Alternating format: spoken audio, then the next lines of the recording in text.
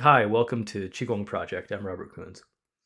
Over the years, I've heard lots and lots of people say that they find it hard to get started in internal alchemy. So I thought it would be good to make a few videos just to make an introduction to the style, to help you sort of understand what the style's about and how to get started. You know, I teach a lot of classes about this subject. I teach a lot about classical Chinese writing, about internal alchemy, about Qigong, even about some Buddhist methods like Zhiguan. But I think it's important also to share with the community and to do things that are more public facing, and also that don't require you to spend money, right? Because I really, in my heart, I believe that people who want to have access to this style really should have access to it. So rather than making classes for my students about these subjects, I thought, why not make a class for everyone? So if you're tuning into this, this is the first one, and then I'll keep putting them out as the spirit grasps me, so to speak. But we're mainly going to be talking about pretty general subjects in internal alchemy. So this will be, let's say, part of my curriculum, but rather than being facing toward my students, it's going to be public facing. Okay, so having said that, today's article is about the three treasures of essence, chi, and spirit. So I think that I'm going to assume that you have a little bit of background in Chinese Qigong or Chinese medicine or Daoism. Most people who hear about internal alchemy and the Taoist tradition, they don't come with no idea at all in their head about what this stuff is out about. They come with a little bit of an idea. So you probably have some idea about the concept of qi, just as an example. But and then you might also know about the three treasures. But this is where we're going to start our discussion. So the three treasures of Taoism, insofar as meditation practice is concerned, are essence, qi, and spirit. So jing, qi, and shen. Of course, Taoism has other versions of the three treasures too, but when we're talking about the context of meditation, this is what we're mainly talking about. So, jing, qi, and shen are things that we have to define in order to understand them.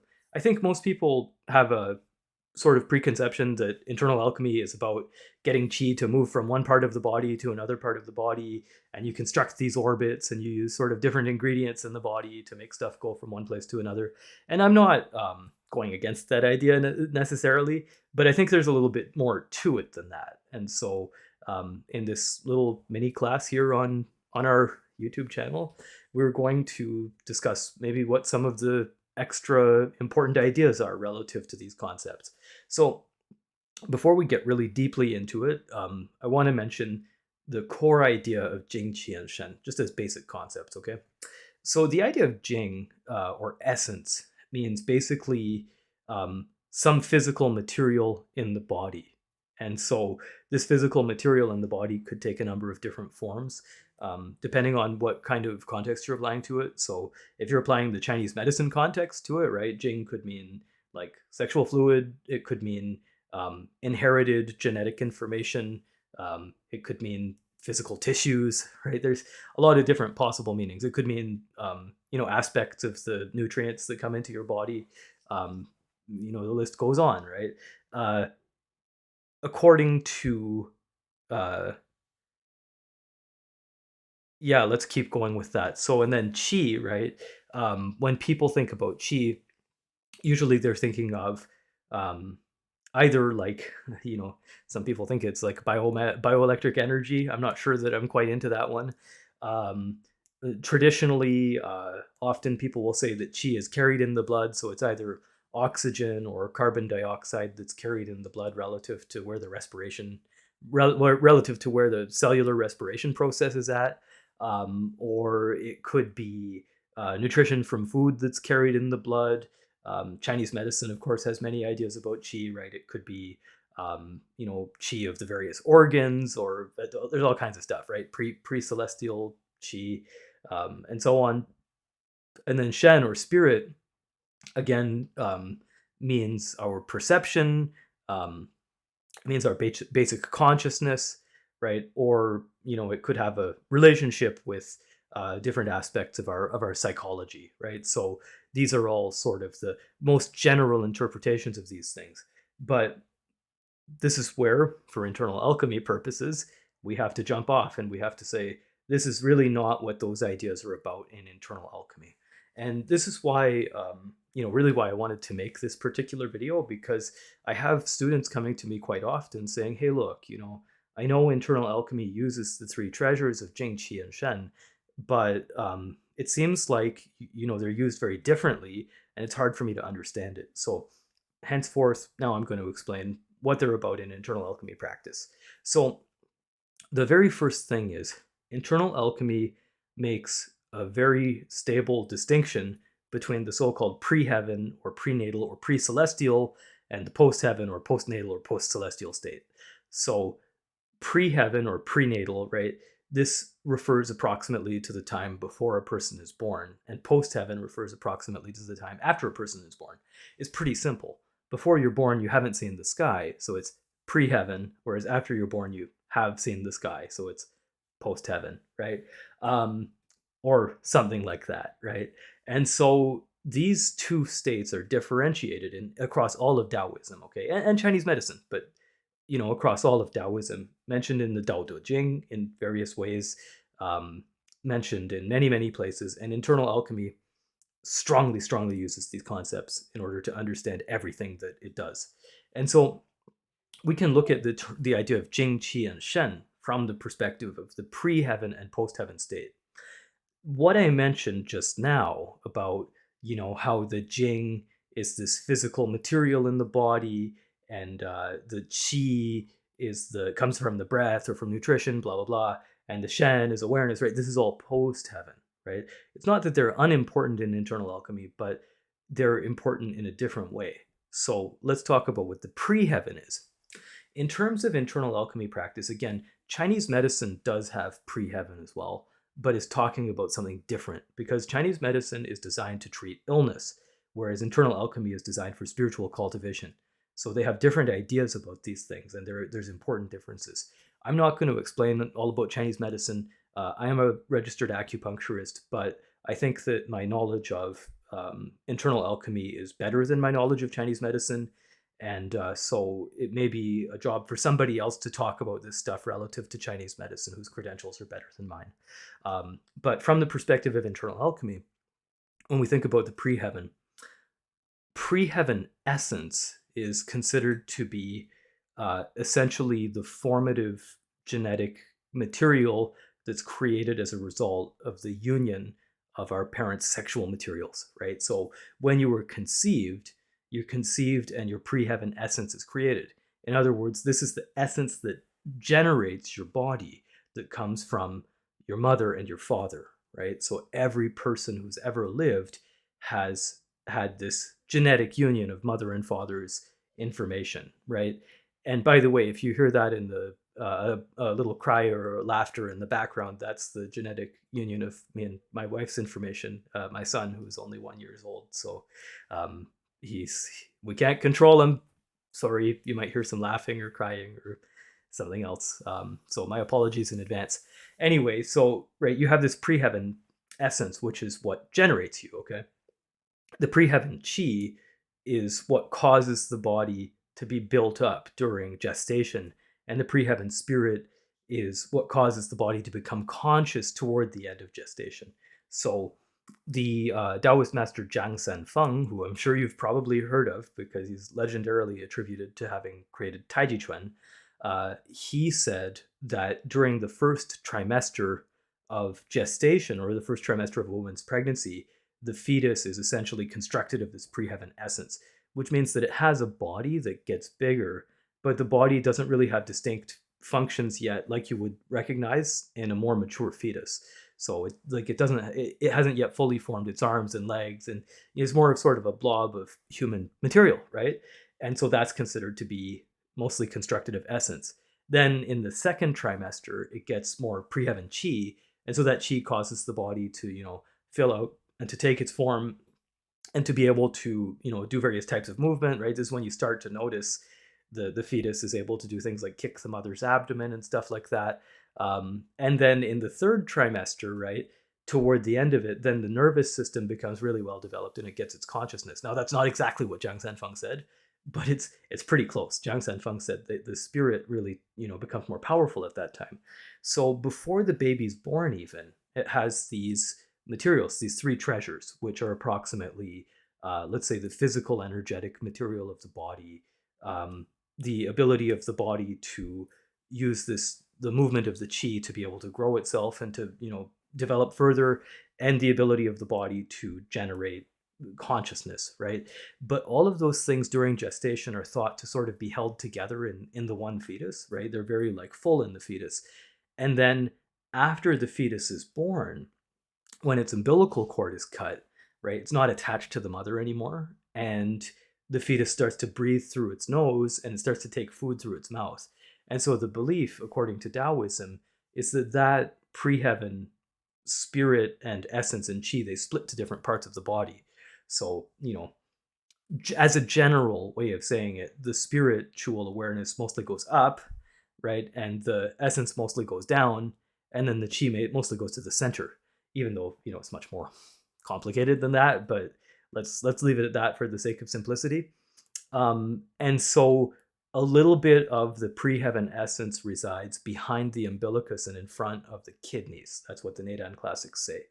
And so this essence, it can generate chi in the body, right? It can give you your life energy, and it can serve as a backup for the post-heaven chi that you have. So the post-heaven chi you have basically comes from, nourishment, from breathing, from eating, from taking in, the sun, etc., etc. This is like the stuff that you get from the environment that interacts with you. But then you have pre-heaven life energy that is located really deeply in your body, especially behind your umbilicus in front of your kidneys. And then that energy is like an extra reserve that your body can borrow on.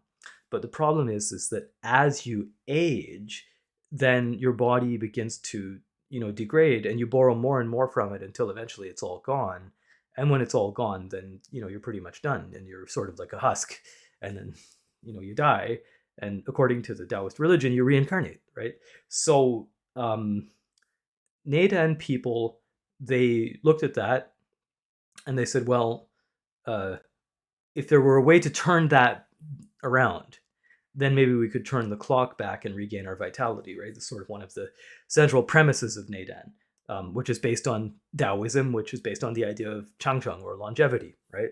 So when we think about it from that perspective, then we want to try to do something that will replenish the energy of the body so that we don't waste our essence.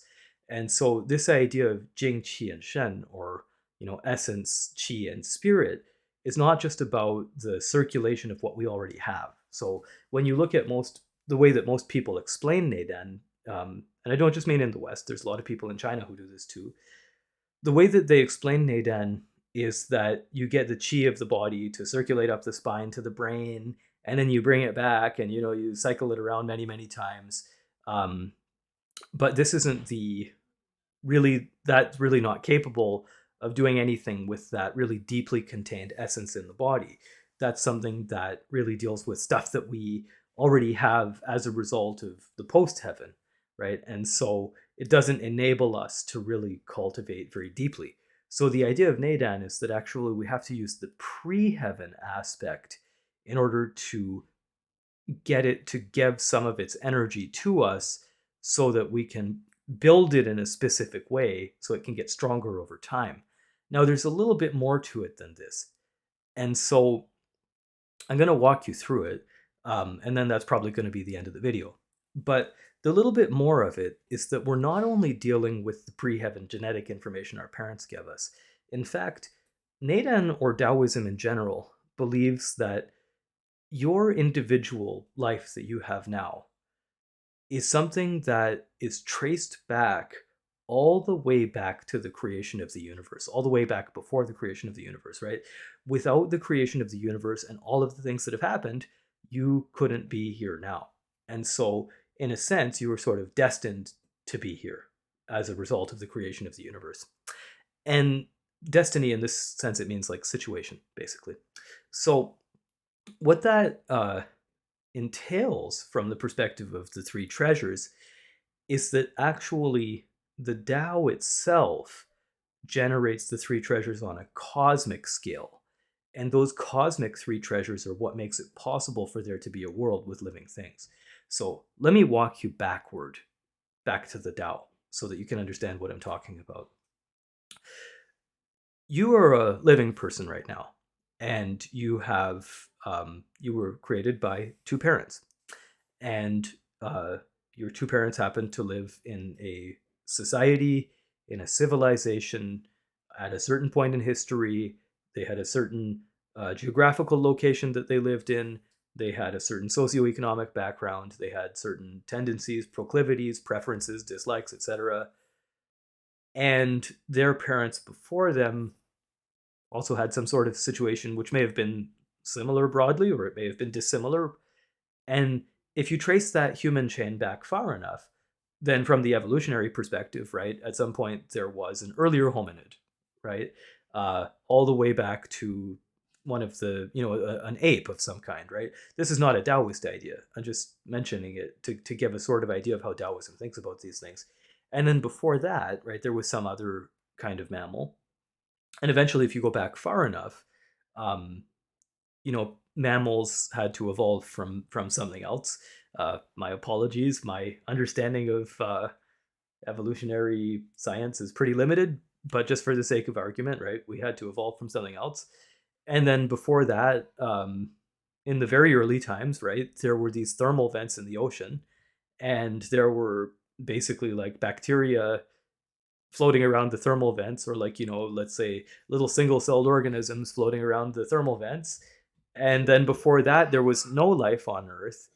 And before that, the Earth was just like a giant ball of molten rock. And then, at some point before that, the solar system had to form. And at some point before that, right, you get the idea, all the way back to the Big Bang and before the Big Bang. And so the way that Taoists are looking at this thing is the Tao is this state which exists that generates the universe from formlessness. And when the universe is generated, it's generated as a very hot, very sudden activity. And that hot, sudden activity is considered to be uh, basically the generation of the nature of the universe. Now, depending how you look at it, the nature of the universe can be comparable to uh, what the Taoists call yuan shi, or the beginning origin, right?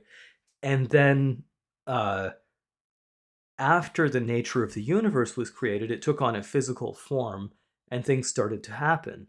And that can be viewed as basically like either the life energy of the universe or the destiny of the universe, because the word for life energy, Ming, is the same as the word for destiny.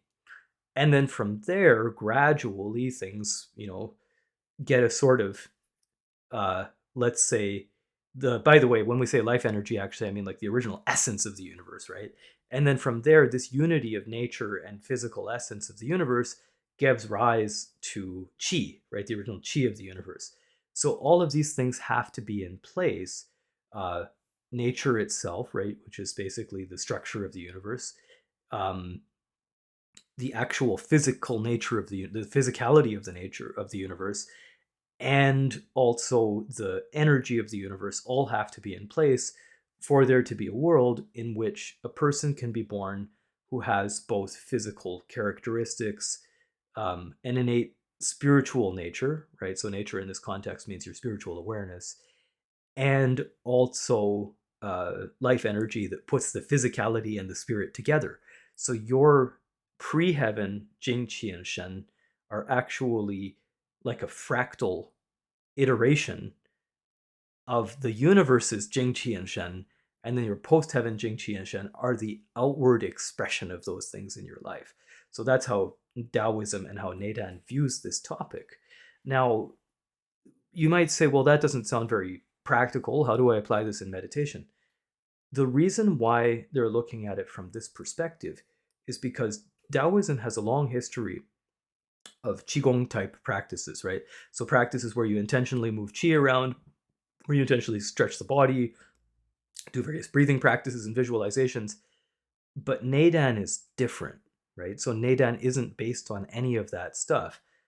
Arguably, there's some breathing and mind work, but there's no intentional modulation of energy for the most part. The modulation of energy comes from entering into a profound state of meditation that just so happens to contain spiritual awareness in the lower abdomen, which is the abode of the original essence or the pre-heaven essence. And so the idea here is that by calming your awareness in this particular location in the body, it's possible that your post heaven perceptual spirit can be subdued so that your energy isn't lost through your senses. And then gradually, by returning to stillness and the spirit mixing together with the origin of the essence, it's possible for them to come together and stimulate the chi of the body essentially to become stronger. And that's what facilitates the activity of the chi that eventually moves in the meridians, moves to the brain, and then back to the dantian via the so-called small heavenly orbit.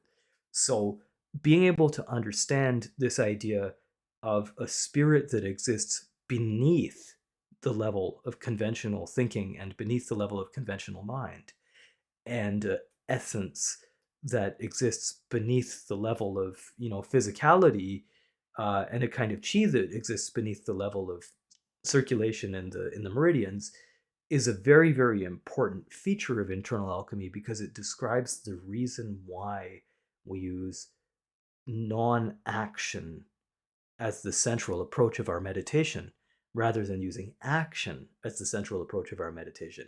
You could even say that it's the typifying feature of internal alchemy.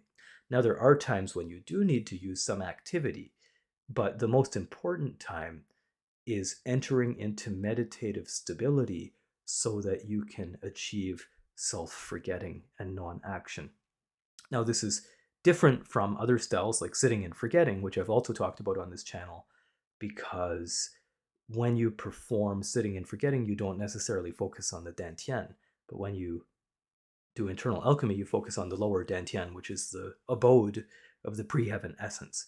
And so by doing that and entering into this apophatic state of self-forgetting, then it's possible to stimulate the pre-heaven essence, energy, and spirit, even though you're in this state of absolute non-being. It's a special feature of internal alchemy. And it's what makes half of the process work. Now, the other half of the process is what happens once the energy is stimulated, but that's another discussion for another video. So, in summary, internal alchemy has two sort of distinct ideas about the three treasure. One is the post heaven three treasure, and that's basically all the things that are sort of tangible to you, like, your awareness and your ability to cognate is the post heaven spirit. Um, the chi that moves as nutrients in your blood, or the chi that you feel when it moves in your body, or these kind of things are the post heaven chi. And then the physical essence, such as the sexual fluid, not only but especially the sexual fluid, is the post heaven essence. But on the other hand, the pre heaven essence, spirit, and chi are intangible to you as a regular waking human being.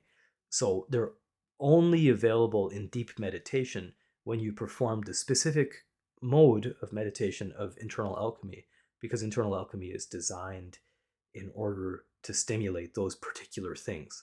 And so those original energies of the body are connected cosmically to the Tao itself because of the chain of creation that emerges from the Tao when it creates the universe.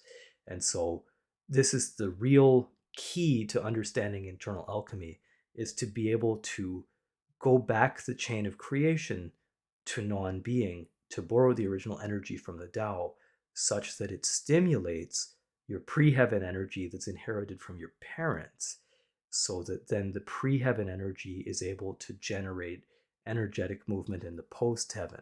And then the post-heaven energy moves around the circuit of the body in the specific way that it does in internal alchemy, and it's brought back to the dantian in the area behind the umbilicus in order to protect the pre-heaven essence that exists behind the umbilicus and in front of the kidneys.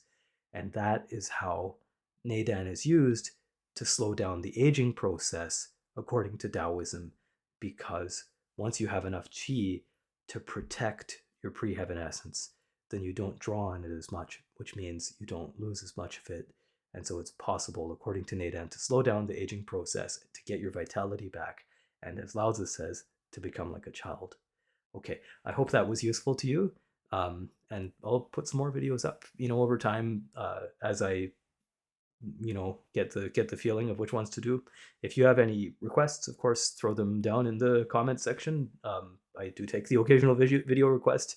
And I have put a link to some of my classes in the description. So if you're interested in taking classes with me, then you'll know where to find me. Okay, so thanks for watching, and see you in the next one.